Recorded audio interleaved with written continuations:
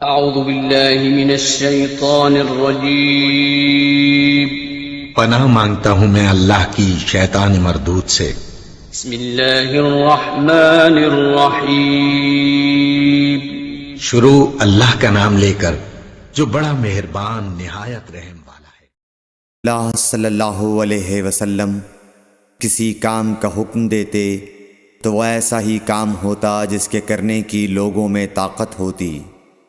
اس پر صحابہ کرام نے عرض کیا کہ یا رسول اللہ، ہم لوگ تو آپ جیسے نہیں ہیں، آپ تو معصوم ہیں اور آپ کی اللہ پاک نے اگلی پچھلی سب لغزشیں معاف فرما دی ہیں، اس لیے ہمیں اپنے سے کچھ زیادہ عبادت کرنے کا حکم فرمائیے۔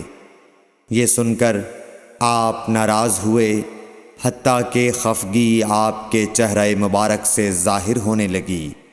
پھر فرمایا کہ بے شک میں تم سب سے زیادہ اللہ سے ڈرتا ہوں اور تم سب سے زیادہ اسے جانتا ہوں، پس تم مجھ سے بڑھ کر عبادت نہیں کر سکتے۔